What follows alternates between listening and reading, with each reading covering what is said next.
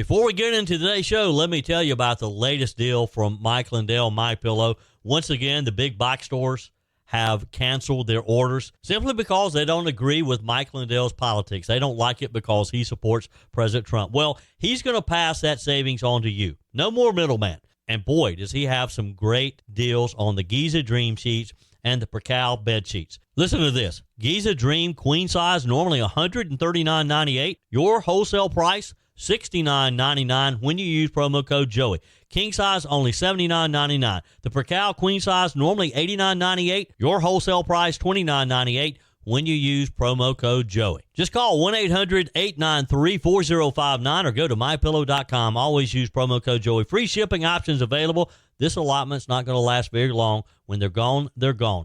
mypillow.com. Promo code Joey. Thanks for joining me in the PhD Weight Loss and Nutrition Studios. To lose weight for the last time, visit myphdweightloss.com. Welcome in. Thanks for spending part of your day with me. Never thought we'd be spending so much time talking about a White House renovation. But the Democrats are standing on their heads this week because the demolition on the East Wing has started. We have the latest on the most famous home renovation in history. The U.S. national debt has hit another historic milestone, blowing past $38 trillion this week. That's right, trillion with a T. It's hard to even wrap your head around a number like that, and it doesn't seem to be going anywhere but up. Minnesota, the state that gives us goofy Governor Tim Walz, has done it again. The Minnesota Supreme Court has ruled in favor of a biological male's right to participate in women's powerlifting. I think you know what it means for women's sports. And the NFL was responding to the uproar over the announced halftime show for the Super Bowl. And as expected, Bad Bunny is confirmed despite the backlash. I told you we'd be back. And ye shall know the truth, and the truth shall make you free. It's Joey Hudson. I wanted to name it the Joey Hudson bill, but, you know, they don't allow you to put names on bills. But I wanted to call it the Joey Hudson bill because I know that one's been near and dear to you for a number of years. That's how it's done. Let your voice be heard. And the truth shall set you free. Here's Joey Hudson. Now, you've probably seen the headlines. Demolition work officially beginning this week on President Trump's new $250 million White House ballroom. It's already stirring plenty of conversation. I mean, it's been headlines all over. But let's be honest, this isn't just any remodel. This is the biggest White House expansion in over 70 years, and it's vintage Trump. It's bold, it's going to be glamorous, and unapologetically ambitious. Here's Fox News' Peter Ducey with his report. President Trump is breaking ground on the White House Grand Ballroom this week. There's been a steady flow of criticism, though, for all the renovations. Our senior White House correspondent, Peter Ducey, is reporting live from the North Lawn with all of that. Hi, Peter. And Aisha, the funny part about this is we didn't hear much about preserving the actual facade of the East Wing until, of course, the walls started coming down. And now a quick sampling of some of the reaction from the left. Hillary Clinton says it's not his house, it's your house, and he's destroying it. Gavin Newsom writes, ripping apart the White House just like he's ripping apart the Constitution. And then on the floor of the Senate, Chuck Schumer offered this. What's galling is Republicans being okay with people like Kristi Noem getting a private jet, Donald Trump getting a fancy, expensive new ballroom, Argentina getting $40 billion bailout, but then saying Americans don't deserve cheaper health care. That is what's galling. But the White House Communications Director Stephen Chung writes, construction has always been a part of the evolution of the White House. Losers who are quick to criticize need to stop their pearl clutching and understand that building needs to be modernized. Otherwise, you'd just be living in the past. His counterpart, Press Secretary Caroline Leavitt, says this.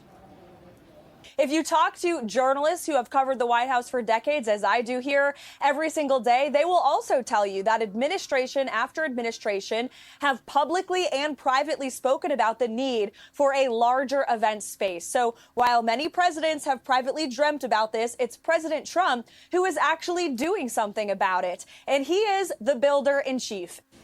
And it's worth pointing out that the Democrats who are criticizing this ballroom project that is privately funded can use the ballroom themselves. All Democrats have to do is win the White House. Aisha? Oh, just a small feat. Peter Ducey, thank you very much. So here's what we know. The new ballroom is going to be a massive glass-lined space capable of hosting up to 900 guests, a 40% increase from the original plan that was announced this summer. Back then, the project was estimated about $200 million for a 90,000 square foot ballroom. Now, that price tag has gone up, as projects sometimes do, but the vision, it is pure Donald Trump presidential flair. President Trump told donors last week, we're going to have a phenomenal ballroom, one of the best anywhere in the world. There won't be anything like it. And in classic Trump fashion, he added that this ballroom is something the White House has always needed. And he's not wrong. You know, a lot of people, you see the images of the East Ballroom in the White House. It's not a very big room, folks. I've been in it. I've been fortunate to be in the White House a number of times over the years. And it's just not a big room. And it's really, and you compare it to other heads of states around the world, even some poor countries, and it's actually kind of small. For years, administrations have relied on temporary tents on the South Lawn for state dinners, and you got to be subject to the weather. You're at the weather's mercy when you do that. President Trump has said that it's inadequate for welcoming world leaders, and frankly, given how America hosts everyone from kings to prime ministers, you can kind of see his point, right? Renderings of the project show floor-to-ceiling arched windows, coffered ceilings, and crystal chandeliers, all designed to mirror the timeless elegance of the White House itself. And look, if anybody's going to be adding an addition on the White House like this, I'd rather it be Donald Trump than anybody else because he has an eye for construction. He's done it enough. If it reminds you of Mar-a-Lago, well, that's probably not an accident. President Trump has said openly that the design draws inspiration from his own ballroom at his Florida estate, the same one where he's hosted everyone from world leaders to weddings. Demolition for the project began on Monday, where the new addition will basically extend on the east end of the White House. And when it's done, it'll be the largest interior addition to the White House since Harry Truman's reconstruction in the 1950s. Now, folks, let's pause for a minute here and talk about history, because President Trump's ballroom is just the latest chapter in a long line of White House transformations. The original White House opened in 1800, but it didn't last long. During the War of 1812, British troops burned it to the ground in retaliation for America's attack on York, what's now Toronto. When President James Madison and First Lady Dolly Madison fled the flames, they left behind a smoldering shell of the young Republic's most symbolic home. Enter James Hoban, the Irish-born architect who designed the original structure. He rebuilt the White House from the ashes, completing it in 1817, and even added the south portico and the north portico in the years that followed. So if you think President Trump's expansion is controversial, imagine rebuilding the whole thing from scratch after a war. Then came Theodore Roosevelt, who in 1902 decided the White House needed to grow with America's rising role in the world. He brought in architect Charles McKim, one of the Gilded Age greats, to redesign and modernize the mansion. That renovation gave us the West Wing, the heartbeat of the executive branch today. It also made the White House more elegant, more functional, and frankly, more presidential, and has been since. McKim's redesign of the state floor turned it into a proper gala space, and the First Lady, Edith Roosevelt, personally approved every detail, we're told, from silk drapes to antique marble mantels, and some of which still exist today. It was a showpiece. It cost $65,000 at the time, which is about $2.2 million in today's dollar. A few decades later, 1942, Franklin Roosevelt oversaw construction of the East Wing, not for luxury, but for necessity. America was deep in World War II. The government was expanding. The East Wing gave the growing White House staff more room, but it also hid a secret: a new underground bunker, today known as the Presidential Emergency Operations Center. That's the same secure facility where presidents have been taken during crisis, from 9/11 to more recent threats. So again, not all White House renovations are about aesthetics. Some are about survival. The biggest renovation in White House history, though, came under President Harry Truman. By 1948, engineers discovered the building was literally falling apart. Floors creaked, walls sagged. One engineer famously said the structure was standing only on the force of habit. Truman's solution? Rebuild the entire interior. So from 1948 to 1952, crews gutted everything. Floors, ceilings, staircases, leaving just the outer walls. Inside, they replaced old wooden beams with steel and concrete, installing new plumbing, wiring, and infrastructure. The price tag then, $5.7 million, about $80 million in today's dollars. And like every big renovation, it drew some criticism of its own. Republicans accused Truman of overspending. Preservationists said he destroyed history. The press called it extravagant, but Truman stood firm, and his renovation ensured that the White House could stand for centuries to come. Sound familiar? Then came the 1960s, and with it, the grace and glamour of Jacqueline Kennedy. She wasn't rebuilding the structure. She was restoring the soul of the White House, many said. Jackie brought great antiques, historical art, a sense of reverence for America's heritage. She said everything in the White House must have a reason for being there. It must be restored, not redecorated. Her televised White House tour in 1962 drew 80 million viewers and earned her an Emmy. She turned the People's House into a living museum. Fast forward to more modern times. The Clintons made modest updates. The Obamas turned the tennis court into a basketball court. And now, President Donald Trump is adding something entirely new, a grand ballroom fit for world leaders and state dinners. This isn't about luxury. It's about legacy. Trump says the new space will elevate how America hosts its allies and dignitaries with elegance that reflects both power and pride. And whether you love him or not, you can't deny it, Donald Trump knows how to make a statement. So from the ashes of 1814 to the steel bones of 1952 and now the glass and grandeur of 2025, the White House keeps evolving just like the country itself. Let's be honest, those summer vacations and backyard barbecues added some extra pounds, right? But instead of feeling guilty or falling further behind, it's time to reset, drop the weight, and get back in control. The solution isn't a shot. Real lasting weight loss starts with your mind, not your mouth. At PhD Weight Loss, Dr. Ashley Lucas and her team help you uncover the real reasons behind your weight gain so that you can reprogram the way you think about food forever. PhD clients lose up to a third of their body weight without ever taking a drug. I know because I lost 33 pounds with PhD weight loss. Through real food, behavioral coaching, and proven science, your body can become a natural fat-burning machine. Why risk spending thousands on shots that strip away muscle, come with dangerous side effects, and leave most people regaining 60% of the weight within a year? With PhD, you'll activate your body's natural appetite control, burn fat safely, and stay in control. Even if you're already on Ozempic, PhD can help you transition off while still losing weight. Take the first step today. Call 864-644-1900 or visit myphdweightloss.com. Just when you think Minnesota can't get any goofier, it exceeds our expectations. The next story out of Minnesota is one that has a lot of parents, athletes, coaches across America literally shaking their heads in disbelief. Here's the story. The Minnesota Supreme Court has ruled that USA powerlifting discriminated against a biological male who identifies as transgender by not allowing him to compete in a women's division event back in 2018. Now, the sad part, the ruling wasn't even close. It was actually unanimous. 5 of the 7 justices on Minnesota's High Court were appointed by Democrat Governor Tim Walz, goofy governor himself. The same governor whose discrimination has embraced some of the most progressive transgender policies in the nation. The other 2 justices also appointed by Democrats. So right out of the gate, you can see where the political winds might be blowing on this one. Here's what happened.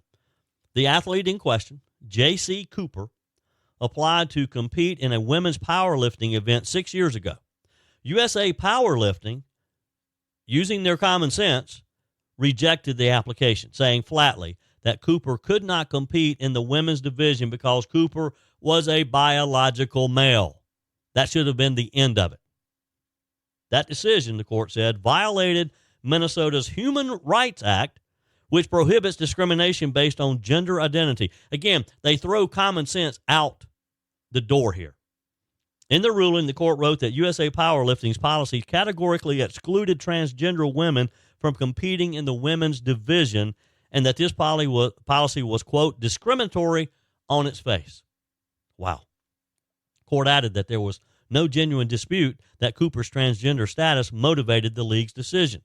In other words, they're saying, you didn't let this person compete because they were transgender, so that's discrimination. But hold on. The court did leave one door open.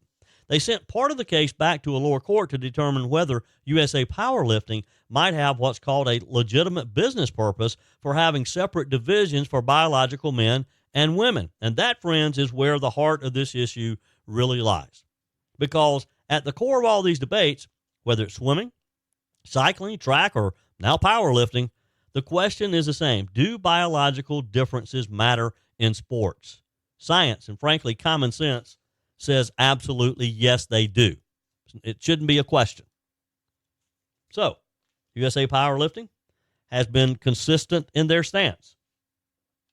President Larry Mell said last year, our goal at USAPL is to create rules and a framework that uphold the principles of fair play, not to exclude anyone. He added that the organization even created an open MX division back in 2021, open to all gender identities, to give every athlete a place to compete. So it appears they're trying to do everything they can to accommodate people. Right?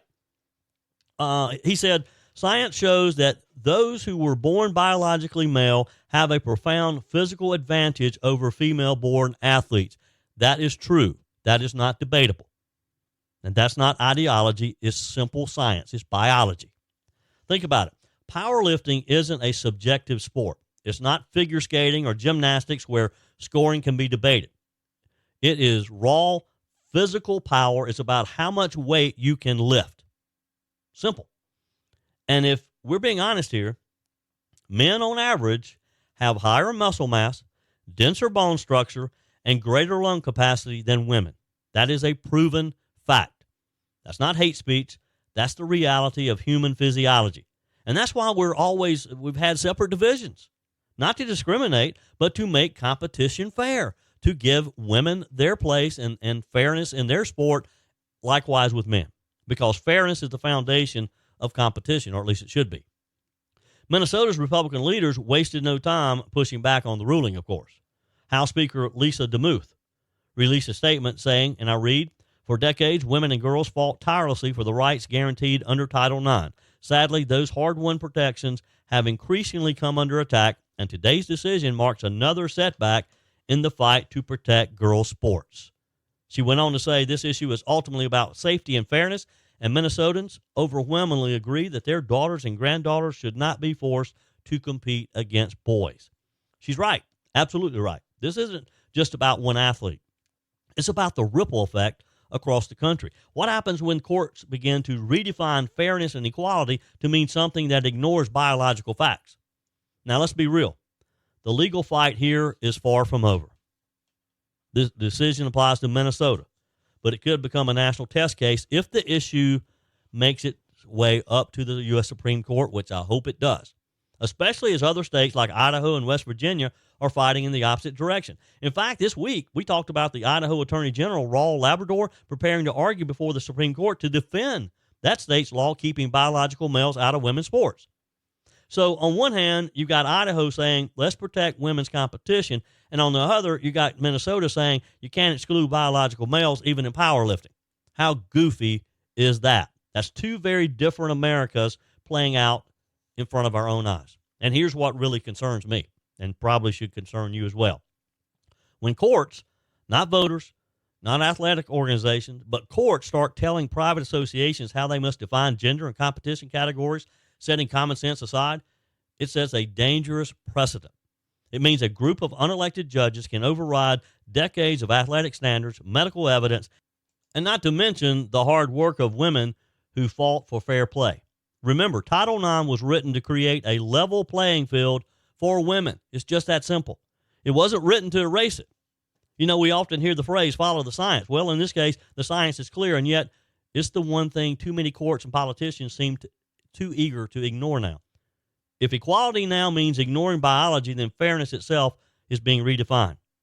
And the people who lose out aren't activists or organizations. They're young women, student athletes, high schoolers, college players who trained their whole lives for just having an even shot. Your comments are welcome on the Furman Ford text line, 864-477-JOEY. That's 864-477-5639. Emails always welcome, joey@joeyhudson.com. Speaking of the Furman Ford text line, you know, it's never been more important to support locally run businesses owned by people who actually live here in the upstate. let me take a minute to talk with you about our friends at Furman Ford. If you're looking for a new vehicle, maybe a great pre-owned vehicle, one you can trust, or maybe you're looking to order that special vehicle. Either way, if you want a new one, a brand new one, or a pre-owned that you can trust, the folks at Furman Ford, they're there to help you. Their name is on the sign because their name is on the line, because every single transaction is important to them. Jim Furman, Matthew Furman. They do business the right way. When you stop by, when you give them a call, or maybe when you just send them a quick email, you're always going to have access to a member of the Furman Ford family. And by the way, they also offer great service, and you're not going to have to wait weeks and weeks to get it done. And you do not have had to purchase your vehicle at Furman Ford. Doesn't even have to be a Ford. They service all makes and models. Visit my friends at Furman Ford online at FurmanFord.com, FurmanFord.com. On the text line, Tony writes, "Hey, Joey, you mentioned that people are saying Pamela Evett isn't MAGA. Well, if people does their research, they know none of the candidates running for governor are MAGA, so vote for one of the five evils. All have gotten very rich as established Republicans." There has been this debate going on, and Tony, appreciate your text. Others have been texting, emailing of who's the most MAGA of the gubernatorial candidates. Look, we got plenty of time between now and next June to figure that out. Well, it's official, and it's got a lot of folks talking. The NFL is standing firm behind their decision to have Bad Bunny, the Puerto Rican rapper and superstar, I guess. I'm not really familiar with Bad Bunny, but I guess he's pretty popular. They're going to have him perform during the Super Bowl's halftime show next February at Levi Stadium in Santa Clara, California. Now, that might sound just like another entertainment headline, but trust me, this one's a little bit bigger than just a entertainment headline, because this decision and the reaction to it tells you a lot about where the NFL and the culture around it is headed.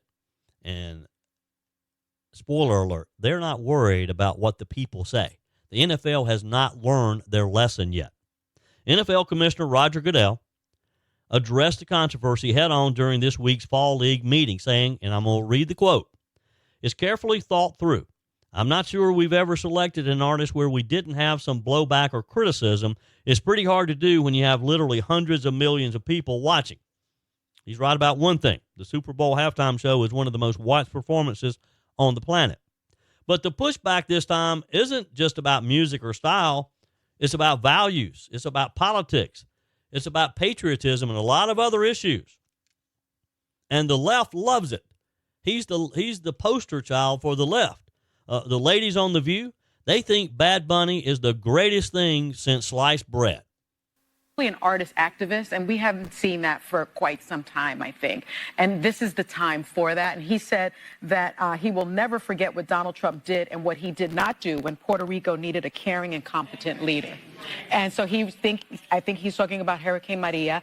And I think what's so wonderful is that he's not only doing the Super Bowl, he is going to be the host for the season opener of SNL. Mm-hmm. He did a 31-day residency in Puerto Rico, and he performed 31 shows, and his residency brought $400 million to the island, $400 million. And then finally, he streamed it on Amazon, his last show. It was the most watched single artist performance in Amazon Music's history. And so this is the type of spotlight he's bringing to Puerto Rico, and he's bringing money, a spotlight. He's going to help with the infrastructure, technology, all of these things he's doing for America. Bad Bunny is an international superstar. Yeah. He may not be coming here, but he is going all over Europe, all over Latin America.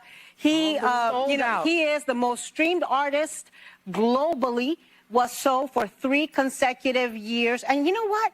He is good at his craft. He is a great artist. And we don't think about this when we're like, who's the NFL halftime show? It's a business decision at the end of the day. And to Anna's point, he's the most streamed artist on Spotify multiple years over. Yeah. Also, like, hits a new generation that you may want to be bringing in some new viewers who are going to tune in. They're laughable, aren't they? All right, so Bad Bunny. His real name is Benito Antonio Martinez Ocasio. Ooh, Ocasio? like in Alexandria? Ocasio-Cortez? Anyway, he's not just a singer. He's a very outspoken political activist, and that's what has everyone's attention.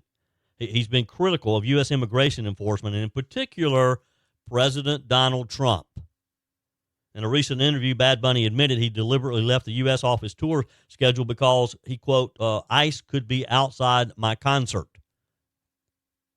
He even went so far as to post videos of what he described as ICE raids in Puerto Rico, calling federal immigration agents sons of you-know-what and accusing them of harassing his community. That didn't sit well with a lot of Americans, especially conservatives who see the NFL as already walking a fine line between entertainment and activism. Now, if this sounds familiar, it's because the NFL has been down the road before. Remember when they caught flack for taking a knee during the anthem? All the players and the NFL as a league didn't take a position on it. They allowed it to happen. Or when halftime shows turned political instead of patriotic. You'd think the league might have learned that when you're trying to unite the country over a sport, maybe it's not best to choose someone who's attacked U.S. law enforcement and publicly blasted the president of the United States. But here we go again. I mean, surely they could have found an entertainer who has done what entertainers should do. Sing and dance and act or whatever, and stay out of politics. You know, do your thing, entertain, and stay out of politics. Either way, you know, whether you're on the left or the right. Now, President Donald Trump himself weighed in earlier this week. He said, I don't know who he is. I don't know why they're doing it. It's crazy. And then they blame it on some promoter they hired to pick up entertainment. I think it's absolutely ridiculous. Now, Trump, of course, blunt as ever, but you can understand where he's coming from. The NFL claims it wants to make the Super Bowl a uniting moment, as Goodell put it.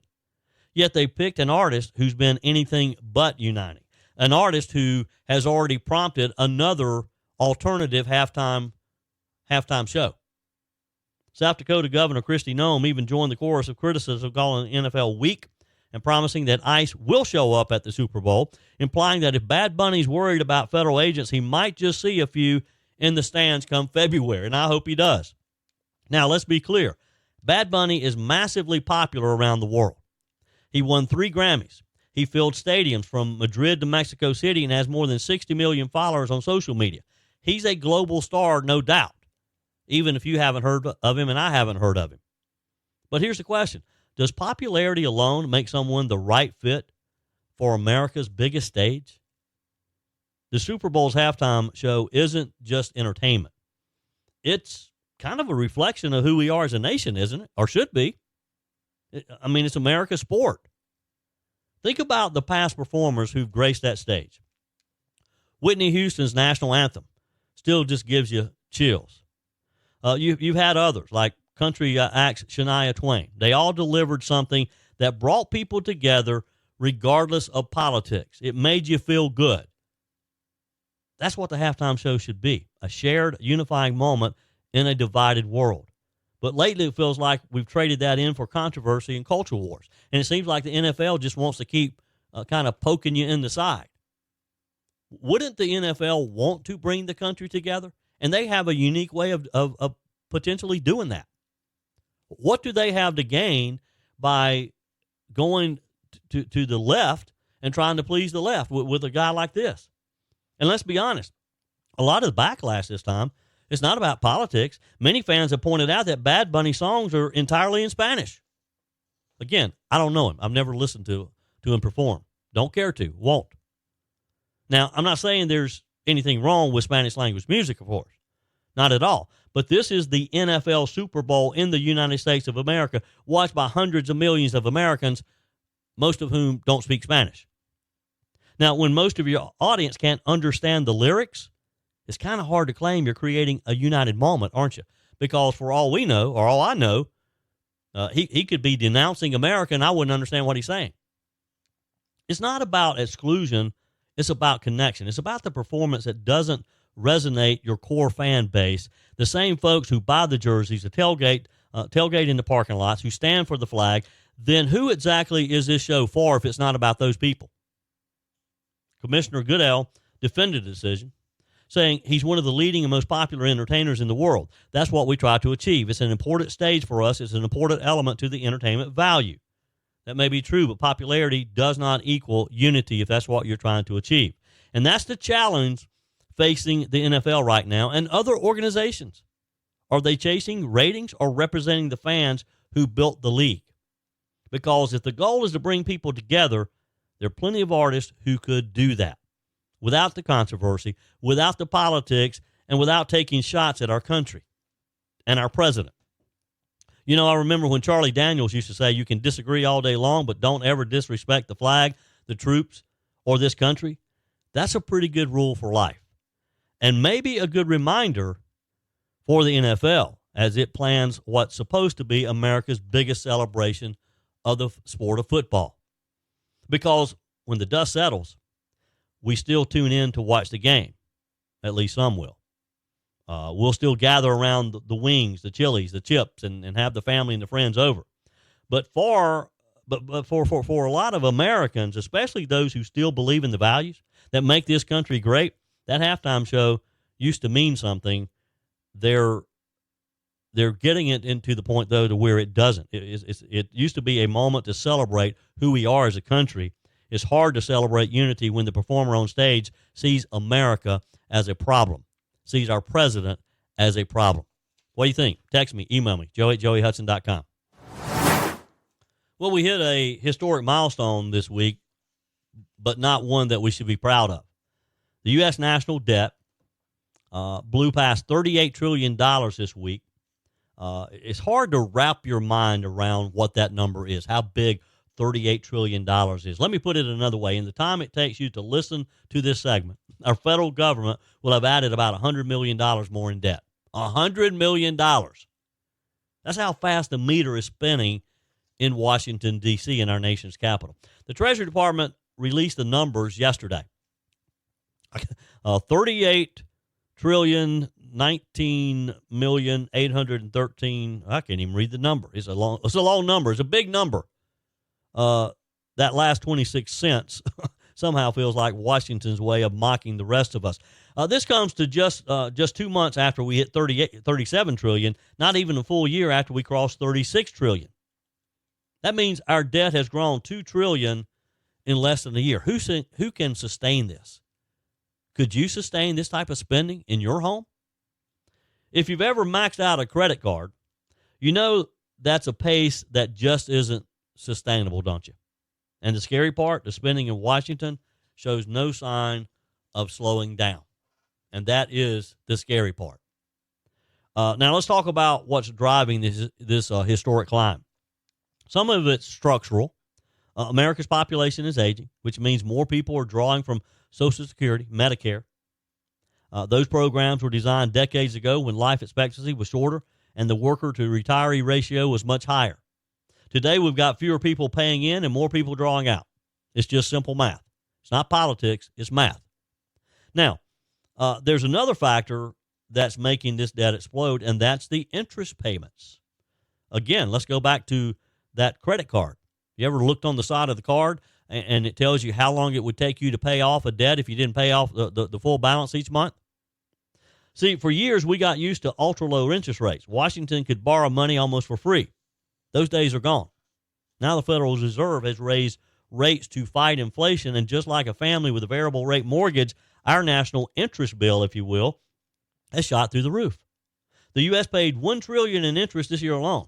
That's more than we spend on national defense. And according to the Congressional Budget Office, that number will rise to $1.8 trillion by 2035. Think about that. Nearly $2 trillion a year just to pay the interest on our debt. Not to pay down the debt, just to keep the lights on. Michael Peterson, the CEO of Peter Peterson Foundation, told Fox Business, if it seems like we're adding debt faster than ever, it's because we are. And he's right. He pointed out that we passed 37 trillion just 2 months ago, and the pace we're on now is twice as fast as the rate of debt since 2000. At this speed, the next trillion would come before next Easter. Here's where it gets even more alarming, though. The CBO projects that within a decade, the national debt held by the public, the kind economists track relative to the size of the economy, will hit 120% of GDP. In other words, we'll owe more than we produce in an entire year. Did you hear me? We'll owe more than the entire American economy generates. Now, if that were a private company, you know where it would head, don't you? It'd be bankrupt. If it were a family, you'd be foreclosed on. But because it's Washington, they just print more money, and they call it policy. And you know what happens when you print more money? You get inflation, what we've been battling for a few years now. That's why your grocery bill looks like a mortgage payment. That's why your car insurance, your gasoline bill each month, your electricity, everything costs more to keep your home running. And it's not going to get cheaper. We saw huge inflation during COVID and during Joe Biden's years. Those prices are never going to go back, folks. I mean, prior to COVID, I could go out and have breakfast for less than $10. Now it's about $20 just for some eggs and bacon. Washington's reckless spending doesn't just show up in some spreadsheet at the Treasury Department. It shows up on your kitchen table, my kitchen table, every night. Here's what else the CBO projects over the next decade. Federal spending will total $88 trillion. Tax revenue will be almost $65 trillion. Do the math. It's simple math. Federal spending, $88 trillion. Revenue, $65 trillion. Again, who can sustain that? You don't need a degree in economics to see the problem. That's a $23 trillion gap, and that's before we even talk about emergencies, wars, pandemics, or the next government bailout for whatever that may be. I mean, how can Washington think this is normal? How can anybody? I don't care your party affiliation. I don't care if you're conservative or if you're liberal. How can anybody look at these numbers and think that we can keep doing this, that it's not an emergency? In fact, thinking about those numbers, the government just ran a $1.8 trillion deficit last fiscal year. That's during peacetime with record tax receipts. Imagine what happens if the economy slows down big time and interest rates tick back up. I mean, they've been coming down slowly. We're on a fiscal treadmill that's moving faster every day, and Washington can't seem to find the off switch, or they don't want to find the off switch. They're all ignoring the reality. They're ignoring where we're headed. Now, I know what some folks will say. Debt doesn't matter. We've always had it. Yep. But not like this. For decades, we borrowed to build things, highways, bridges, a strong military, even space exploration. That was investment debt. But what we have now is maintenance debt, borrowing just to keep paying yesterday's bills. And that's a very different story. When you're paying more to service debt than to defend the country, wow, that's lunacy. President Trump warned about this years ago. He said, we're spending like drunken sailors, except that at least sailors stop when they run out of money. He wasn't wrong.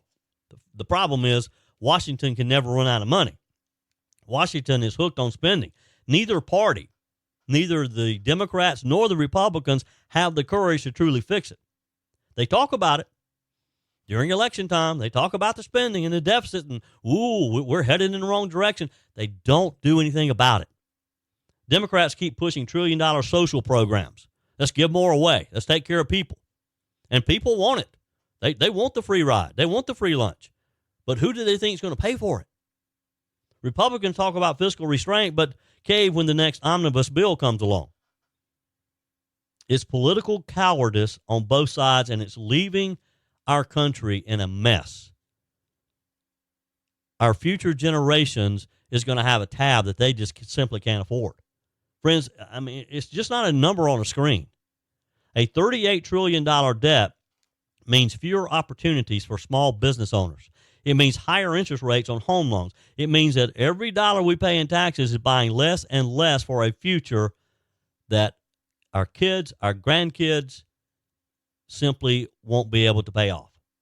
And if nothing changes, within a decade, 10 years, interest payments, entitlements will consume nearly all federal revenue. That means every dollar you send to Washington will go to pay debt and benefits. and there'll be nothing left for defense, infrastructure, education, or anything else. Are you getting the point here? Are you alarmed? Are you scared? You should be. Here's the question. At what point will the American people say enough and take action?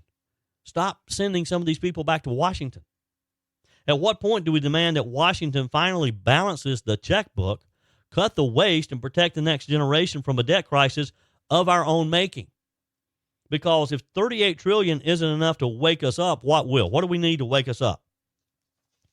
Let me hear from you. Text me, email me, joey@joeyhudson.com. Leave me a quick message on the MyPillow message line, 864-477-JOEY, 864-477-5639. How do we stop this? At what point do we tell them enough is enough and we mean it?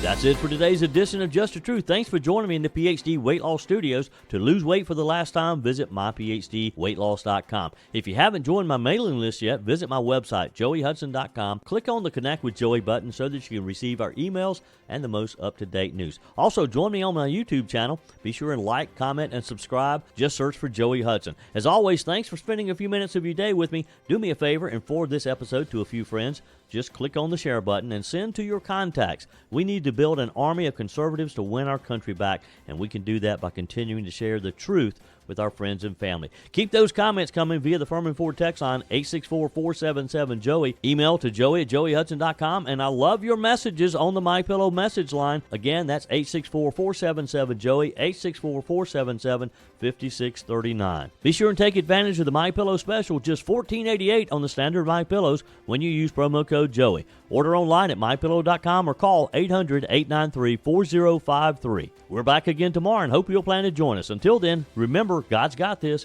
He's still in control.